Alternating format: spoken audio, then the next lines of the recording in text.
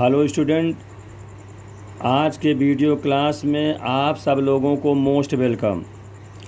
आपको मेरा पिछला वीडियो कैसे लगा फिजिक्स में, उसे आप लोग कमेंट बॉक्स में ज़रूर बताइएगा। आज हम आप लोगों को फिजिक्स पर मोस्ट इम्पॉर्टेंट न्यूमेरिकल क्वेश्चन बताने जा रहे हैं, जिसे हम आप लोगों को इजी मेथड से समझाने का भरसक प्रयास करेंगे। आप लोग ध्यानपूर्वक वीडियो को अंत तक समझा करिए, देखा करिए और फेयर बना करके उसे सही ढंग से सीखा करिए। कोई प्रॉब्लम हो तो उसे ठीक से कमेंट बॉक्स में पूछ भी लिया करिए, और वीडियो को पसंद आने पर उसे लाइक सब्सक्राइब भी अवश्य किया करो प्यारे बच्चों। ठीक है, अब हम आपको क्वेश्चन बताने जा रहे हैं, उसे आप ध्यानपूर्वक समझें। पहला क्वेश्चन है, 20 मीटर की ऊंचाई से एक गेंद को गिराया जाता है। यदि उसका वेग, समझिए, 10 मीटर प्रति सेकंड स्क्वायर के एक समान त्वरण से बढ़ता है, तो यह किस वेग से धरातल से टकराएगा और कितने समय पश्चात टकराएगा। अब देखिए, 20 मीटर की ऊंचाई से, अब जब 20 मीटर की ऊंचाई है तो एच का काम करेगा। एक गेंद को गिराया जा रहा है, मतलब समझ लीजिए, चित्र के द्वारा हम समझा रहे हैं। मान लीजिए यहाँ पर कोई गेंद है, पिंड है, यहाँ से वस्तु गिराई जा रही नीचे की ओर, तो यहाँ पर तो जब वस्तु रुकी होगी तो प्रारंभिक वेग u यहाँ पर क्या होगा, 0 होगा, क्योंकि जब शुरू होगा तो पहले तो रुकी हुई होगी, तो उसको कहते हैं विरामावस्था, है ना, प्रारंभिक अवस्था, तो u 0 हो जाएगा। अब इसके बाद कहा 20 मीटर की ऊंचाई, यहाँ से यहाँ तक मान लीजिए ये धरती है, पृथ्वी है, अर्थ लिख दिया हमने, इस प्रकार बना के अर्थ लिख देते हैं ई। ये ऊंचाई कितना है, 20 मीटर, इस प्रकार से गिराया जाता है। तो यदि उसका वेग 10 मीटर पर सेकंड स्क्वायर के एक समान, ये वेग नहीं है, एक समान के त्वरण, क्योंकि मात्रक से ध्यान दीजिए स्टूडेंट, ये तो इसलिए दिया है कि इस वेग से वो गिर रही है, ये कह रहा है। माने शुरू में तो 0 है, बाद में उसका वेग बढ़ेगा, और त्वरण फिर कितना हो जाता है, 10 मीटर प्रति सेकंड स्क्वायर के एक समान त्वरण। मात्रक से भी पता चल रहा है, स्क्वायर लगा है सेकंड में, इसका मतलब ये त्वरण है, एक्सेलरेशन है। तो ये ऊंचाई हो गया। फिर इसके बाद यह किस वेग से धरातल से टकराएगा किस वेग से, तो कौन सा वेग होगा, ये तो अंतिम वेग होगा। टकराते समय लास्ट अवस्था होगी तो वो अंतिम वेग हो जाएगा। इसका मतलब v पूछ रहा है, और साथ में समय भी पूछ लिया है कि टकराते समय उसका समय क्या होगा, जब टकराएगा उसे कितने समय पश्चात वो टकराएगा। दो चीज़ पूछ लिया गया है।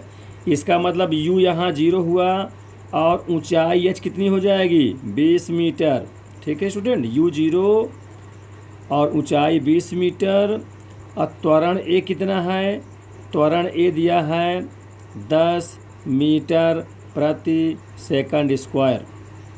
ठीक है, और किस वेग, कौन सा वेग, अंतिम वेग, v equal to question mark. एक चीज़, कितने समय पश्चात, time t is equal to question mark. दो चीज़ पूछा जा रहा है, इस प्रकार आप ध्यानपूर्वक समझें। तो इसको ध्यान दो, प्रारंभिक वेग दिया हो गया, ज्ञात है, ऊंचाई ज्ञात है, त्वरण ज्ञात है, तो ये अंतिम वेग और टाइम दोनों चीज़ नहीं पता है। तो कौन कौन सा सूत्र लगना चाहिए, देखिए स्टूडेंट, अगर हम गति का प्रथम समीकरण लगाते हैं तो u दिया क्या होता है, u v a t, 4 चीज़ होती है, तो u पता है, a पता है, v ज्ञात करना है, और देखिए तो उसमें t भी नहीं पता स्टूडेंट, इसलिए पहले प्रथम सूत्र से नहीं लग पाएगा। क्यों, क्योंकि आप जानते हो, हम यहाँ लिख के समझा रहे हैं, यहाँ पर गति के तीनों समीकरण भी लिखते जा रहे हैं। जो पिछले वीडियो मैंने आपको समझाया था पहला क्या था, v is equal to u plus a t, ठीक है ना। हाँ, और दूसरा क्या बताए थे, यस बराबर U T plus half A T square, ठीक। और तीसरा बताए थे वी स्क्वायर बराबर यू स्क्वायर प्लस 2as, ठीक है। और चौथा बताए थे स्पेशल टाइम पर कोई 10वें, जैसे 10वें समय, 8वें सेकंड, 15वें सेकंड या टीवें सेकंड कह दे, तो टीवें सेकंड में क्या लिखेंगे, चली गई दूरी, यस यस माने डिस्टेंस, और टी माने टीवें सेकंड, स्पेशल टाइम में चली गई दूरी का सूत्र है। यस बराबर यू प्लस हाफ माने 1/2 ए इंटू 2t-1, ठीक है। ये स्टूडेंट सूत्र हम चारों सूत्र का निगमन हम आप लोगों को कराए थे, ध्यान दीजिए। तो ये पहला गति का, ये दूसरा, तीसरा, ये स्पेशल टाइम टी का, टीवे का। अब अगर आप पहला लगाते हो तो वी यू पता है, ए पता है, टी नहीं पता है और वी भी नहीं पता है ना, इसलिए पहला सूत्र नहीं ले सकता, क्योंकि एक ही चीज़ अज्ञात होना चाहिए किसी सूत्र में, समीकरण में रखना है। तो दो चीज़ अज्ञात रहेगा तो एक समीकरण में दो चीज़ अज्ञात रहेगा, माने अननोन रहेगा, तो कैसे निकल पाएगा, नहीं निकल सकता। एक चीज़ अज्ञात है तभी निकल सकता है, इसलिए नहीं लग पाएगा। अब अगर हम सेकंड देखें तो सेकंड में ऊंचाई, यही एस का, ये जो यस है यही एच है, ध्यान दीजिएगा। यस का है, इसी को यस भी कह सकते हैं, एच भी कह सकते हैं, दूरी। यू दिया है, टी नहीं मालूम और ए भी मालूम है, तो इसका मतलब इस क्वेश्चन से, इस फार्मूला से निकल आएगा, है ना प्यारे बच्चों, ध्यान दीजिएगा। जब इससे निकल आवे तो हमें थर्ड में भी जाने को सकता नहीं, जब इसी बन रहा है। और ध्यान दे, थर्ड से ट्रायल कर लीजिए, यू मालूम है, ए मालूम है, यस मालूम है, तो प्यारे बच्चों तीसरे सूत्र से भी निकल आएगा, ठीक है। आप दूसरे से निकालें चाहे तीसरे से निकालें, उत्तर वही आएगा, ठीक। तो जो आपको सरल लगे आप उससे निकाल सकते हो। इससे निकालोगे तो पहले क्या निकल आएगा, टाइम निकल आएगा, क्योंकि यस तो पता है, यू पता है, ए भी पता है, तो टी निकल आएगा। इससे क्या निकल आएगा, इससे आपका अंतिम वेग भी निकल आएगा। तो पहले ये वेग किस वेग से टकराएगा, इसका मतलब पहले हम तीसरा वाला सूत्र लगाएं, तो गति के तृतीय नियम से ऐसा लिखेंगे, है ना। गति के तृतीय लिख देंगे, गति के तृतीय समीकरण से, गति के तृतीय समीकरण से, ठीक है, by third equation of motion. तो वो है क्या, वी स्क्वायर बराबर, ध्यान दीजिएगा, वी स्क्वायर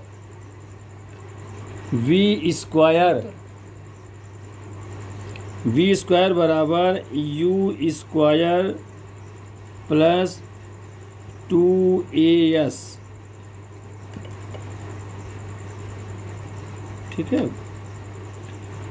तो यहाँ पर अंतिम वेग नहीं पता, u प्रारंभिक वेग है, वो शुरुआत u0 लिखा है तो 0 भर देंगे, प्लस 2a त्वरण है, त्वरण कितना 10 दिया है तो 10 लिख देंगे, और यस यानी विस्थापन, दूरी, जैसे ऊंचाई कितनी है, ऊंचाई 20 है तो 20 भर देंगे, ठीक है। तो इस प्रकार से कितना हो गया, 2 20 ये है, 20 दूनी 40, 40 दाम 400, यानी स्टूडेंट 400 हो गया।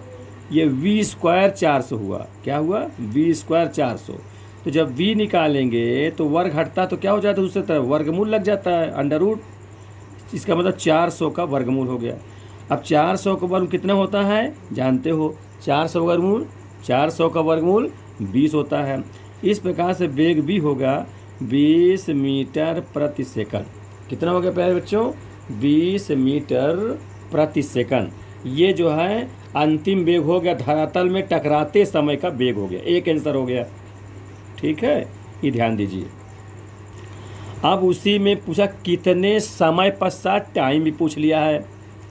तो स्टूडेंट अब ये आपका पहले सूत्र से, गति के प्रथम सूत्र से निकल सकता है, प्रथम समीकरण से। और निकल तो दूसरे भी से सकता है, तो आप पहले से लगाए जो सरल लगे, छोटा कुछ सूत्र हो उसमें पहले प्रयोग करना चाहिए। तो अब दूसरे नियम से, मतलब गति के दूसरे प्रथम समीकरण से ऐसा लिखेंगे। उसी के नीचे लिख देता हूँ, गति के प्रथम समीकरण से, गति के प्रथम समीकरण द्वारा, ठीक है, गति के प्रथम समीकरण द्वारा ये क्या होता है, v is equal you plus a T, समझ रहे हैं ना। और यहाँ पर v आपका निकाल लिए हैं कितना, 20। अब प्रारंभिक वेग u 0 है, त्वरण a 10 है, ठीक है, त्वरण a 10 है।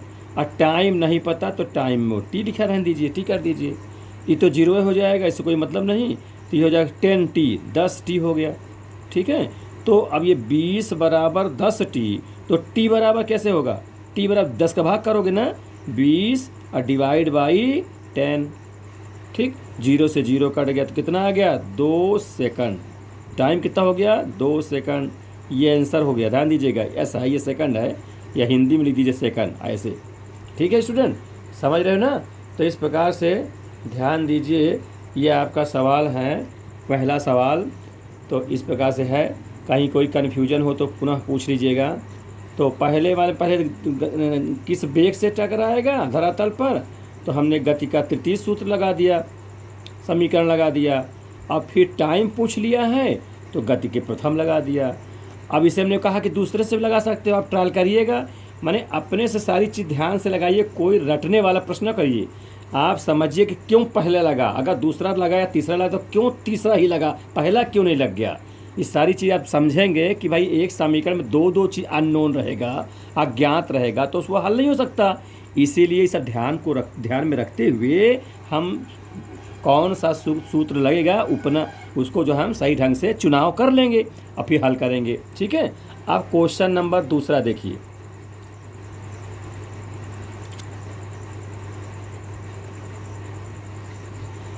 श्याम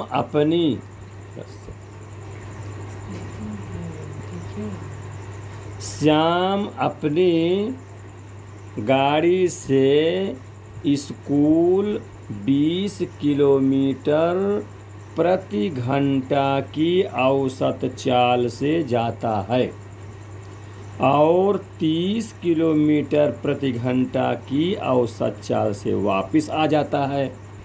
तो पूरी यात्रा में उसकी औसत चाल क्या होगी,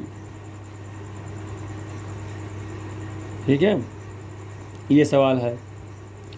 तो आप इसको समझिए, श्याम जो है अपनी गाड़ी से स्कूल जाता है किस प्रकार से, 20 किलोमीटर प्रति घंटे के औसत चाल से, और फिर 30 से वो लौट आता है। तो पूरी यात्रा आने जाने में जब किया तो उसकी औसत चाल क्या होगी।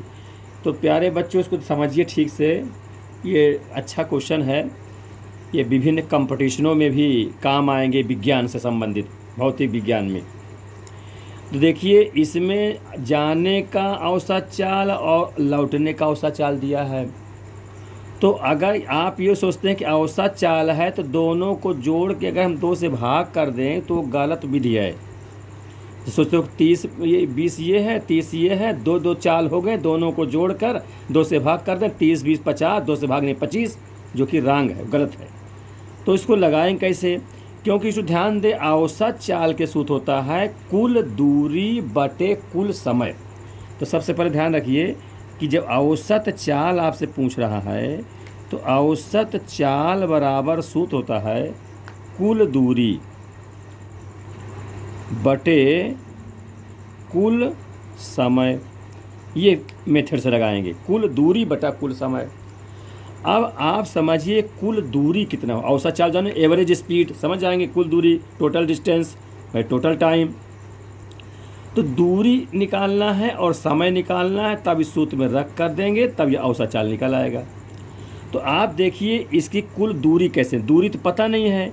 तो मान लिया ये स्थान से ये स्थान है, ये इस घर है, घर से स्कूल तक जाता है, तो कितनी दूरी है हम मान लेते हैं x किलोमीटर है, x किलोमीटर। अब फिर लौटता भी है तो x किलो लौटेगा भी। तो आप जानते हो चाल बराबर दूरी बटा समय। तो यहाँ से आप क्या निकाल सकते हो, समय निकाल सकते हो, है ना। तो समय बराबर दूरी बटे चाल का भाग हो जाएगा। यहीं लिखे दे रहा हूँ। तो अगर समय निकालना है स्टूडेंट, तो समय बराबर होगा दूरी बटे चाल। ठीक है, इस प्रकार ध्यान दीजिएगा। तो यहाँ पर 20 किलोमीटर प्रति घंटा की क्या चाल है, यहाँ भर देंगे। और दूरी हमने x मान लिया है। तो क्या हो जाएगा, इस समय पहले के लिए जाने के लिए जाता है ना। तो दूरी कितना हुआ, दूरी हुआ x और चाल कितना हुआ 20। इसका मतलब प्यारे बच्चों कि जाने का जो समय लगा है ना, वो कितना हुआ x बटा 20। ये ध्यान दीजिएगा, जाने का समय। तो इसको हम चाहे t1 मानते हैं, जाने का समय t1 बराबर। फिर लौटने का समय, तो दूरी तो ही रहेगी लेकिन चाल बदल गया है, तो कितना लिख देंगे x बटे 30। ठीक है, तो वो लौटने का हो जाए समय हो जाएगा। तो इस प्रकार से फिर ये सूत्र है उस चाल के लिए। कुल दूरी कितनी हो जाएगी, x जाने में x लौटने में, तो x प्लस x मिल के 2x हो जाएगा। अब कुल समय ये हम निकाल रहे हैं x बटा 20, और उसके लिए कितना हो जाएगा x बटा 30। तब जाके उसको हल करेंगे तो ये निकलेगा। इस प्रकार से प्यारे बच्चों ऐसे इसको लगाया जाता है। ठीक है ना। अब आगे देखिए, तो दूसरा समय जो निकल रहा है वो कितना हो जाएगा t2 बराबर x बटा 30। ठीक है, लिखते हैं अगला देखिए।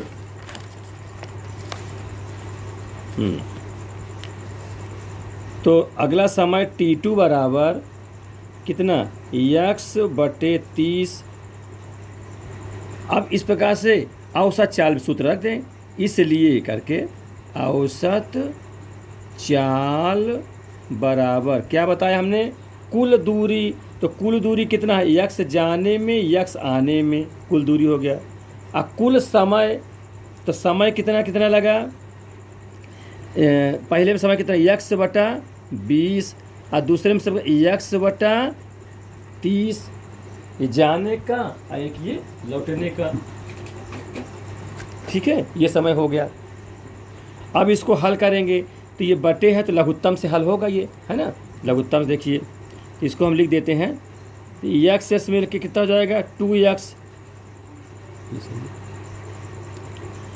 ये इसमें कैसे करेंगे, x तो आप कॉमन ले लीजिए तो आपको सुविधा रहेगा। x कॉमन कर लें अगर यहाँ पर हम, तो कितना हो 1 बटा 20 अब प्लस 1 बटा 30।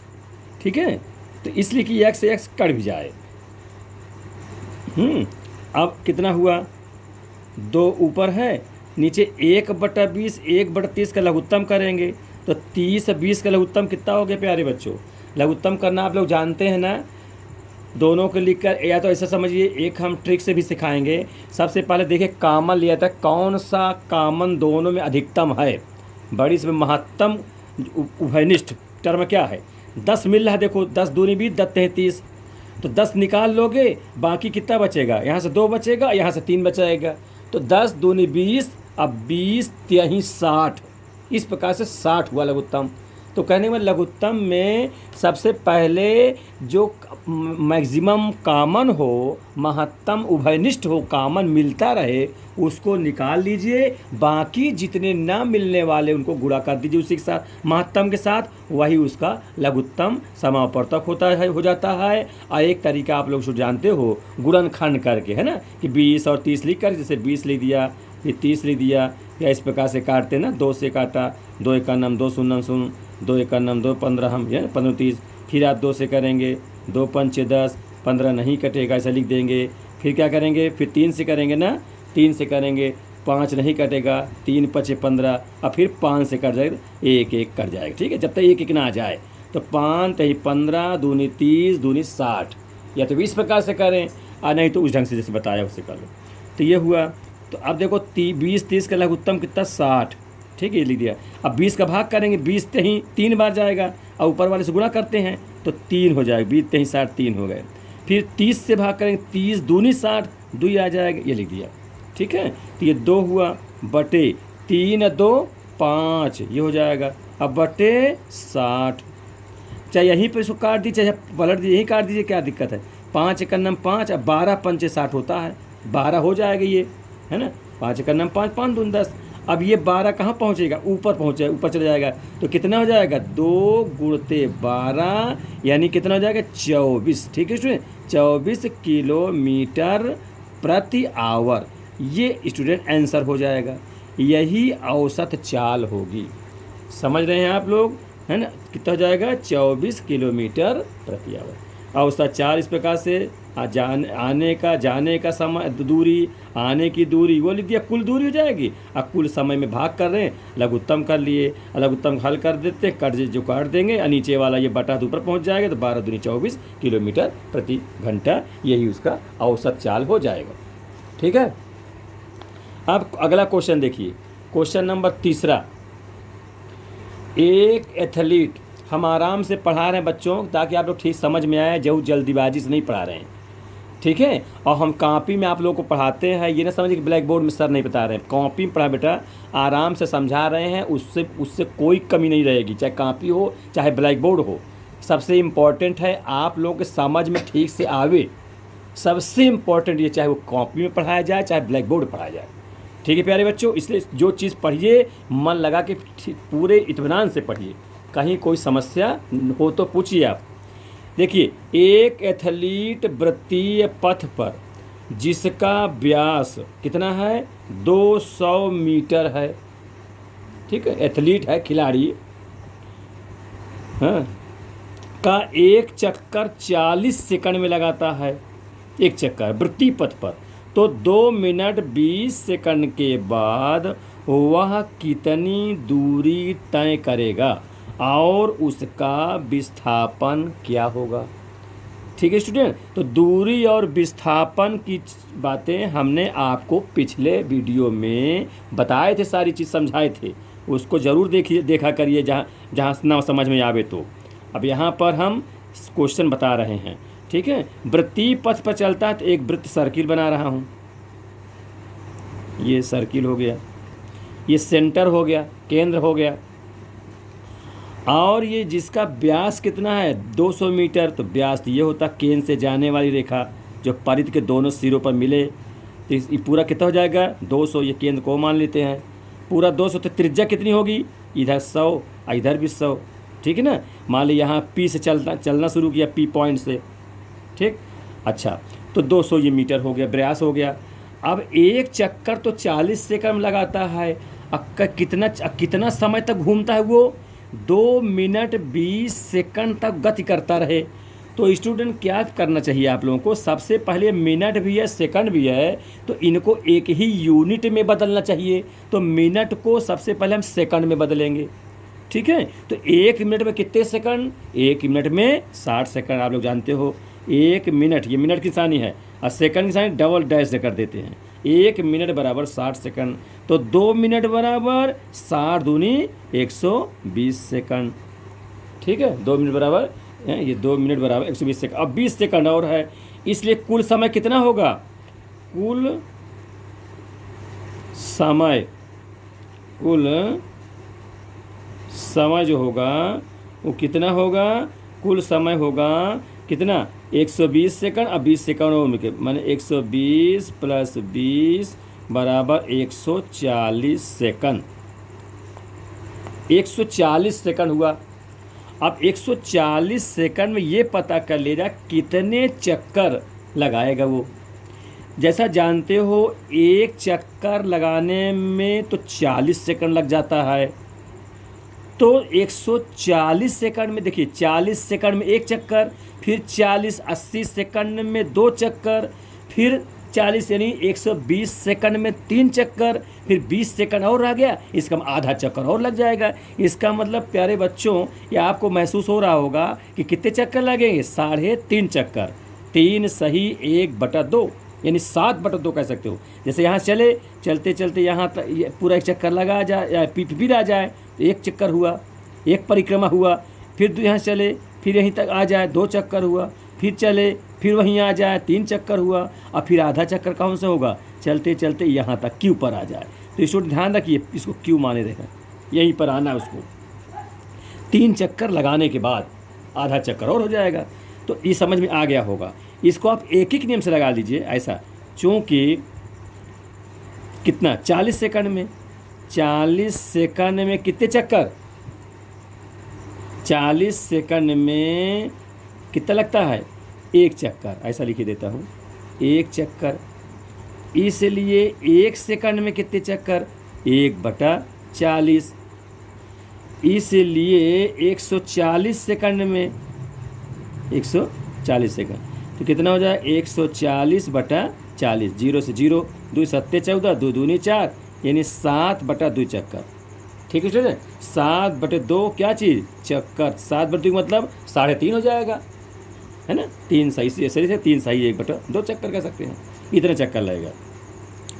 अब समझिए इसके बाद आप लोग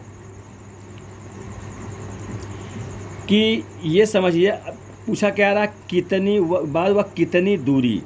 आप जानते हो दूरी किसे कहते हैं, विभिन्न मार्गों से तय की गई कुल लंबाई दूरी कहलाती है। तो यहाँ से चला और चल कर एक चक्कर लग जाए, एक चक्कर तो कितना होता है, परिधि 2πr होता है। कितना होता है, 2πr। तो एक चक्कर के 2πr, ऐसे कितने बार लगेंगे, 3 चक्कर लगेगा, और फिर आधा चक्कर और लगाएगा, तो कुल कितनी दूरी हो जाएगी, बता सकते हैं आप लोग। हाँ, कुल दूरी, कुल कितनी दूरी, कुल दूरी। हाँ, तो कुल दूरी के लिए ध्यान दीजिए स्टूडेंट, एक चक्कर कितना हो जाता है, 2πr, और कितना चक्कर लगता है, 7/2 चक्कर। तो कुल दूरी हो जाएगी एक चक्कर के लिए गुणते 7/2 कर दीजिए। ठीक है, क्यों 7/2 कर रहे हैं, क्योंकि एक चक्कर में 2πr, तो 3.5 चक्कर के 3.5 से गुणा कर देंगे, ये कुल दूरी हो जाएगी। अब इसमें मान रख दें, है ना। तो अब इसमें r जो कि रेडियस है, त्रिज्या है, वो रखेंगे। तो ध्यान दीजिएगा, अच्छा 2 से 2 आप काट दीजिए, पाई के स्थान में 22/7 आप जानते हैं, लिख दीजिए। r कितना है स्टूडेंट, समझिए, r है ना, पूरा व्यास है, तो त्रिज्या आधी हो जाएगी, तो 100 लिख देंगे। ठीक है, और फिर 7 ये अपना दिया ही है, 7 लिख देंगे। तो 7 से 7, आप लोग पाई का मान जानते होंगे, पाई का मान 22/7 होता है ना मेंसुरेशन में, और से त्रिकोणमिति में तो पाई का मान 180 डिग्री होता है। यहाँ ये लंबाई से संबंधित सवाल है, दूरी से संबंधित सवाल है, इसलिए पाई का मान 22/7 रखेंगे, या 3.4 भी रख सकते हैं, है ना। ध्यान दें, तो 7 कट जाएगा, तो 22 को 100 से गुणा कराएंगे, कितना हो जाएगा स्टूडेंट, 2200। ठीक है, 2200 क्या चीज़, मीटर, किलोमीटर, मीटर में है, ध्यान दीजिए, जो मात्रक रहे वही लिखेंगे। 2200 मीटर क्या चीज़ हो गया, कुल दूरी आ गया, ये दूरी आ गया आपका। अब आपसे विस्थापन भी पूछ लिया है कि विस्थापन बताइए। तो प्यारे बच्चों, विस्थापन ध्यान दीजिए, यहीं पर कर देता हूँ विस्थापन। एक विस्थापन तो कोई ज़्यादा जगह नहीं लेगा, तो विस्थापन में आप देखिए, विस्थापन डिस्प्लेसमेंट जिसे कहते हैं। तो स्टूडेंट ध्यान दीजिए, विस्थापन परिभाषा क्या हुआ, जहाँ से चला था और जहाँ तक पहुँचा हो, जहाँ पर गया हो, अंतिम स्थान, यानी प्रारंभिक और अंतिम, प्रारंभिक स्थिति और अंतिम स्थिति के बीच की सरल रेखी लंबाई को ही विस्थापन कहेंगे। तो यहाँ से चला 3.5 चक्कर लगा, तो 1 चक्कर, फिर 2 चक्कर, फिर 3 चक्कर, फिर आधा चक्कर, लेकिन चला यहाँ से अंत में तो यहीं पहुँचा है यहाँ पर। अब कितने बार गया इसका मतलब नहीं है यहाँ पर विस्थापन में, तो इसका मतलब यहाँ से यहाँ तक की सरल रेखी जो दूरी हुई, ये जाके विस्थापन होगा। तो कितना हो जाएगा, अरे भाई यहाँ से यहाँ तक पूरा व्यास तो मान जाएगा, इसका मतलब 200 मीटर। कितना हो जाएगा विस्थापन, विस्थापन हो जाएगा 200 मीटर। ठीक है स्टूडेंट, तो ये विस्थापन बिल्कुल ईजी रहा, है ना। तो विस्थापन ध्यान दीजिएगा, इस प्रकार से ये विस्थापन हो गया और ये दूरी हो गया। ठीक है स्टूडेंट, समझ में आ गया, दोनों चीज़ समझ में आ गई, दूरी निकाल दिया और ये विस्थापन निकाल दिया। क्लियर, ध्यान दीजिएगा, विस्थापन और दूरी, इसका बड़ा अच्छा सवाल है ये, और अक्सर कंपटीशनों में पूछा भी जाता है। कभी जैसे हमने कहा यहाँ पर 2 मिनट कह दिया, 1.5 मिनट कह देता, 2.5 मिनट के में चलने में कितना लगेगा, दूरी होगा, कितना विस्थापन होगा। तो इस प्रकार के कई सवाल बन सकते हैं इसमें। ठीक है, अब अगला सवाल देखते हैं। क्वेश्चन नंबर देखिए स्टूडेंट, क्वेश्चन नंबर 4, 2 पिंड है, क्रमशः 49 व 25 मीटर की ऊंचाई से, ये ऊंचाई हो गया, एक साथ छोड़े जाते हैं, तो पृथ्वी पर इनके पहुंचने के समय का अनुपात पूछ रहा है, टाइम का रेशियो, अनुपात जिसे कहते हो ना, जो बटे में होता है। समझिए, दो पिंड हैं, एक 49 मीटर, एक 25 मीटर की ऊंचाई से एक साथ छोड़े जा रहे हैं, है ना। जैसे मान लीजिए दो पिंड यहाँ, यदि एक पिंड यहाँ हो गया, ये ऊपर से छोड़े जा ऐसे आ रहा है दोनों पिंड, ठीक है। लेकिन ऊंचाई कम ज़्यादा, ध्यान दीजिए, एक 49 मीटर की ऊंचाई से है और एक कितने पर है, एक है 25 मीटर की ऊंचाई से। कोई बात नहीं, है ना, ऊंचाई से छोड़े जा रहे हैं, नीचे क्यों आ रहे हैं। तो ये हो गया, एक के 49 मान ले रहे हैं, एक के 25 मान ले रहे हैं मीटर, एक साथ छोड़ जाते हैं। तो पृथ्वी पर इनके पहुंचने के समय का अनुपात, टाइम का अनुपात पूछा जा रहा है।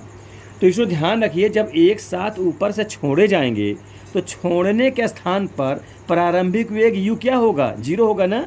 यहाँ पर स्टार्टिंग वाला है, पहले रुका था तो रुका है, तो जब रुका रहेगा तो u 0 मानते हैं, ध्यान दीजिएगा, ठीक है। अच्छा, अब जब कोई चीज़ नीचे से चलता, अगर नीचे से उड़ता, नीचे से फेंकते तो वहाँ u 0 ना होता, वहाँ तो u का मान होता, u का मान कुछ होता है भला।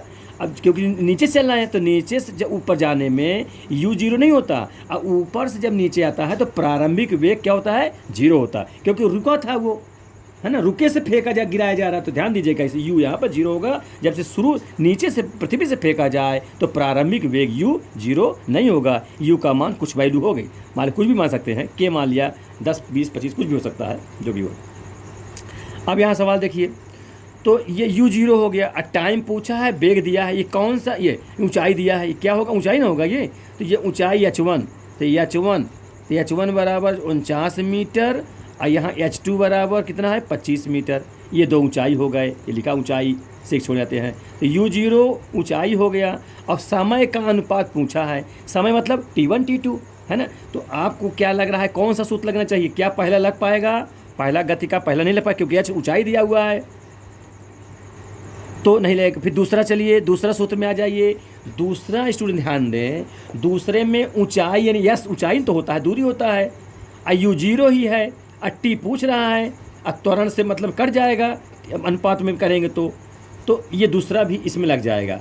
और अगर हम तीसरा सोचें तो तीसरा में क्या होता है, तीसरा v² बराबर u² प्लस 2as, इसमें टाइम है ही नहीं है, इसलिए नहीं लगेगा। तो कौन सा लगेगा, यस बराबर ut प्लस हाफ at², ये सूत्र लग जाएगा, ठीक है।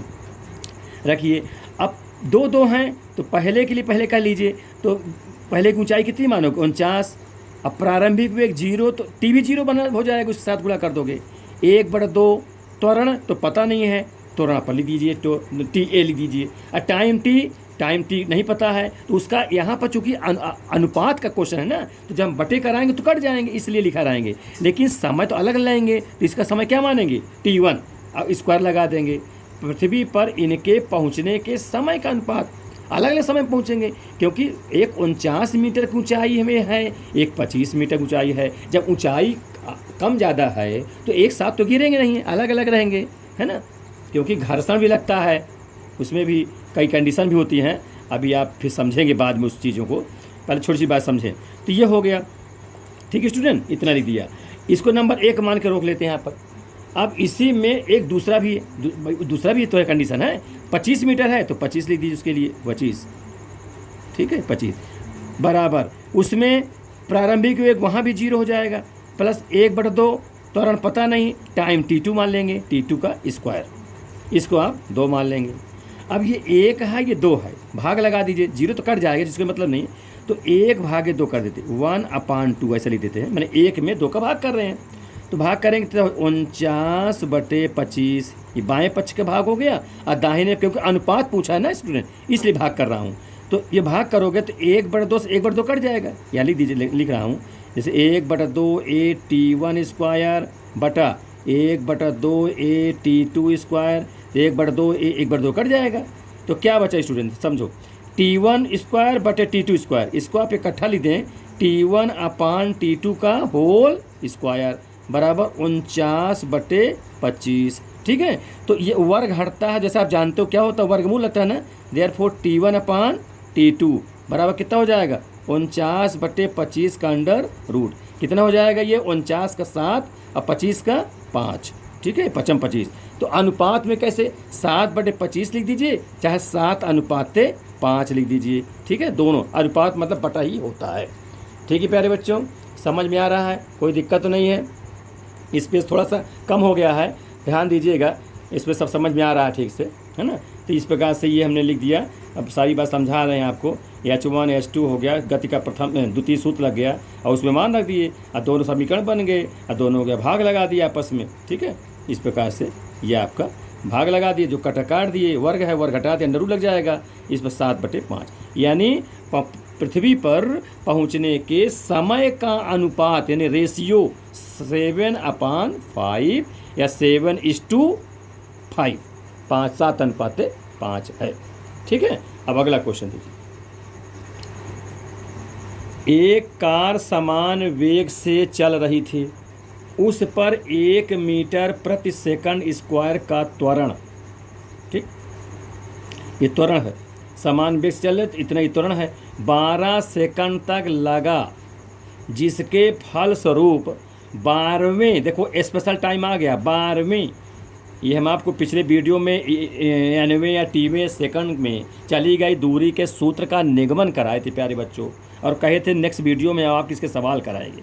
तो आज हम सब प्रकार के क्वेश्चन करा रहे हैं।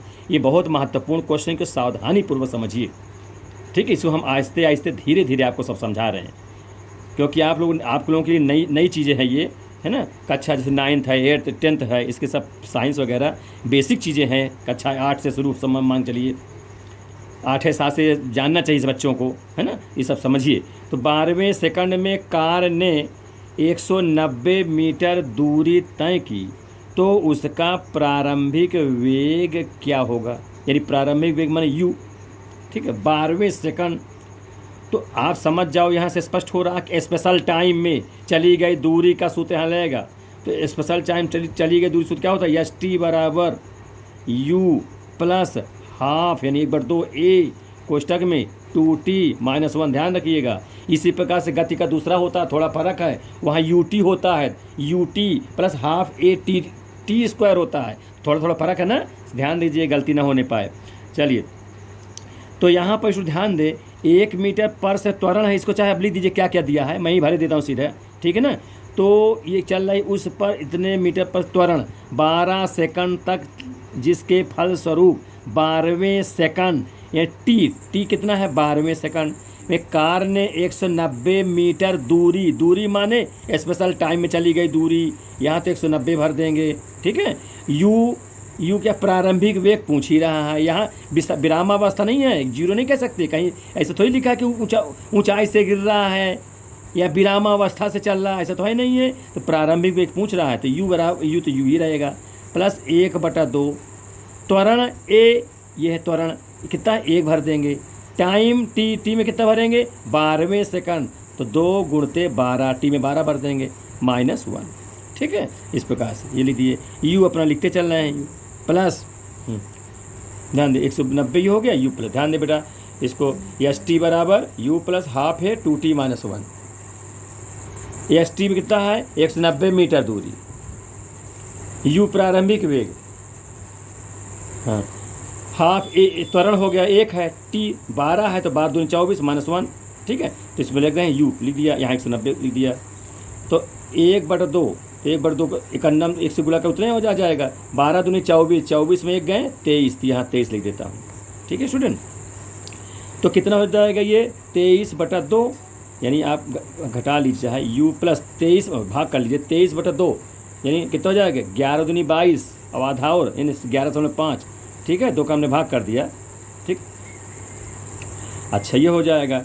अब इधर 190 ही है, तो आप इसको पक्षांतर कर लीजिए, तो कितना हो जाए 190 माइनस कितना 11.5 बराबर क्या u बचेगा, u चाहे यहाँ लिख दीजिए चाहे यहाँ लिख दीजिए स्टूडेंट, ध्यान दीजिएगा, ठीक।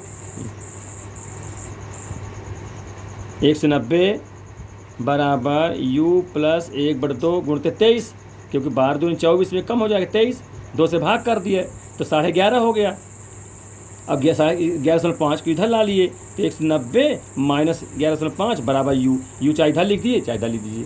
अब इसको घटा के रख दीजिए, जो आज आंसर हो जाएगा कितना होगा बताइए। आप इस पर घटा लीजिए, 190.0 कर दीजिए। अब आपको दशमलव घटाना हो चाहे जोड़ना हो, दशमलव के नीचे दशमलव रहना चाहिए। 11.5 घटा रहे हैं तो माइनस कर देंगे।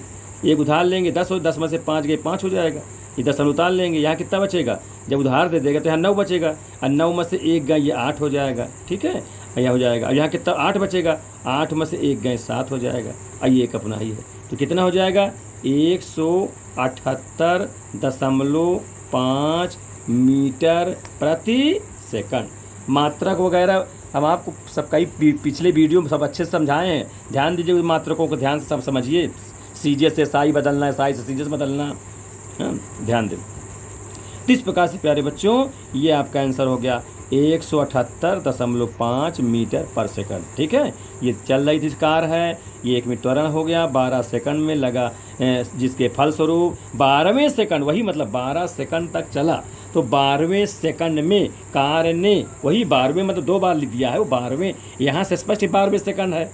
तो स्पेशल 12वें में मत पूछ रहा कि 12वें और 11 तक मतलब नहीं है, वो 12वें सेकंड में उसका क्या वेग था वो बताना। तो नहीं, 12वें सेकंड में कार ने 190 मीटर दूरी तय की, तो उसका प्रारंभिक वेग बताना था, मैंने शुरू वाला वेग बताना था। और क्या, तो ये st/u + ½ है 2t-1, आपको प्रारंभिक वेग बताना है। सब a का मान t का मान सब रख दिए, हल कर दिए। इस प्रकार से स्टूडेंट आंसर आ गया। ठीक है, ये आपका क्वेश्चन नंबर 5 था। ये मेरा मानना है कि आप लोग ठीक समझ रहे होंगे। अब स्टूडेंट पूरा वीडियो का अंत तक आप देखेंगे, समझे तो एक एक बात समझ में आएगी। ठीक है, हाँ फिजिक्स है थोड़ा टफ हो सकता है, लेकिन धीरे सब समझ में आ जाएगा। इसकी लैंग्वेज से समझेंगे, सब बात पकड़ में आ जाएगी। अगला देखिए, एक वस्तु विरामावस्था से चलकर, विरामा मतलब समझ जाओ u बराबर 0 है ना स्टूडेंट, प्रारंभिक वेग 0, विरामावस्था का मतलब होगा 8वें सेकंड, समझ जाओ 8वें मतलब t बराबर कितना 8वें सेकंड में 150 मीटर की दूरी। ये क्या चीज़ है, यस टी कहो या 8t या यस टी लिख देते हैं, इसी को हम यस 8 लिख देंगे, टी तो 8 है ना। 8वें सेकंड में चली गई दूरी ये कितना है 150 दिखा हुआ है। तो उस वस्तु का त्वरण ज्ञात करिए। त्वरण माने ए बराबर क्वेश्चन मार्क। ठीक है स्टूडेंट, तो इससे आपको क्या लग रहा है, कौन सा सूत्र लगेगा, स्पेशल टाइम में चली गई दूरी के सूत्र वाला, जो हम चौथा सूत्र बताए हैं, हाँ चौथा निबंध कराए थे। स्पेशल टाइम टीवें सेकंड में चली गई दूरी का क्या सूत्र होता है बोलिए, यस टी बराबर u + ½ a कोष्टम क्या लिखेंगे 2t-1, ये सूत्र है। अब एस टी में दिया हुआ है 150 मीटर, ये भर देंगे 150 मीटर। u विरामावस्था है इसलिए u 0 हो जाएगा, प्लस 1/2 ए त्वरण क्या दिया है, नहीं त्वरण नहीं, तो त्वरण ही पूछ रहा है ये त्वरण, तो त्वरण में 1 भर देंगे। फिर टाइम t कितना दिया है, टाइम t 8, ठीक है, तो यहाँ कितना हो जाएगा 8 भर दीजिए, तो 2 × 8 अब -1। ठीक, ये ध्यान दीजिए। अब इसको हल कर लें तो कितना हो जाएगा, ये तो 8 दूनी 16, ठीक है, 16 में से 1 कम हो जाएगा 15, तो हो जाएगा 15/2 ये है। अब बगल में ये त्वरण हो जाएगा, इधर कितना 150। ठीक, 15 से कट रहा है, 15 × 1 15 0, 15 धाम 150 होता है। ठीक है, अब ये 2 बटे में है, तिरछा गुणा करा दोगे तो कितना हो जाए, ए बराबर 10 दूनी 20, इसका मतलब ए बराबर 20 मीटर प्रति, बोलो मात्रा किसका, प्रति सेकंड स्क्वायर है ना, हाँ त्वरण है। ठीक है, जब समझे रहिएगा त्वरण का मात्रा मीटर पर सेकंड स्क्वायर, क्योंकि त्वरण होता है वेग बटा समय, अब वेग होता है विस्थापन बटा समय, समय 2 बार हो जाता है इसलिए स्क्वायर लग जाता है, जबकि वेग में मीटर पर सेकंड ही होता है। ये सब जानते हो तुम लोग, बताया गया है। तो इस प्रकार से ये त्वरण आ गया। ठीक है बेटा, तो इस प्रकार से उस वस्तु का त्वरण ज्ञात हो गया स्पेशल टाइम में, स्पेशल टाइम के सूत्र का प्रयोग करते हुए। ठीक है, अब आगे देखिए, अब हम आपको क्वेश्चन नंबर 7 की ओर ले चल रहे हैं, जिसे आप ध्यानपूर्वक समझें। अगला क्वेश्चन प्यारे बच्चों, 2 वस्तुएं क्रमशः h1 व h2 ऊंचाई से एक साथ, ठीक है, एक साथ छोड़ी जाती हैं, ऊंचाई अलग अलग हैं, तो उनके पृथ्वी तक पहुंचने में लगे समय का अनुपात। फिर बार समय पूछा है, इस पर कोई गिनती न देकर h1 h2 दे दिया है। ठीक है, तो आप समझिए ऊंचाई से गिर रहा है ऊपर, इसका मतलब क्या हो गया कि प्रारंभिक वेग दोनों के लिए समान होंगे, है ना भाई, ऊंचाई है, ये h1 है, ऊपर से नीचे गिर रहा है तो यहाँ तो u शून्य होगा। अब दूसरा है, ये नीचे गिर रहा है h2 ऊंचाई से, इसका प्रारंभिक वेग यहाँ भी शून्य होगा, u बराबर 0। और टाइम जो यहाँ पर पृथ्वी में पहुँचेगा, ये पृथ्वी है तो पहुँचने में लगा समय मान लो t1 लगा, इसमें लगा मान लो t2 लगा, तो ये पूछा ये समय का अनुपात क्या होगा। तो प्यारे बच्चों बताइए कौन सा सूत्र चलना चाहिए, है ना, जिसमें दूरी भी हो और टाइम भी हो। तो दूरी तो पहले में तो होता नहीं है कि v बराबर u प्लस ए टी, तो वो लग नहीं लग सकता। दूसरा सूत्र यस बराबर U T plus half A T square होता है ना, तो ये लग सकता है। और तीसरा वी स्क्वायर बराबर यू स्क्वायर प्लस 2as होता है, उसमें टाइम नहीं है, इसलिए वो सूत्र नहीं लगेगा। इसलिए प्यारे बच्चों कौन सा लगा, गति का, न्यूटन के गति का दूसरा समीकरण, यस बराबर U T plus half A T square, ये सूत्र लगेगा। अब यहाँ मान रखिए पहले ऊंचाई h1 है तो ये दूरी ऊंचाई काम करेगा, तो h1 बराबर प्रारंभिक वेग रुका हुआ अवस्था होता है तो 0 होता है, तो पूरा 0 हो जाएगा, प्लस हाफ त्वरण नहीं पता, टाइम, इस टाइम को t1 मान लीजिए, t1 स्क्वायर, नंबर 1 समीकरण।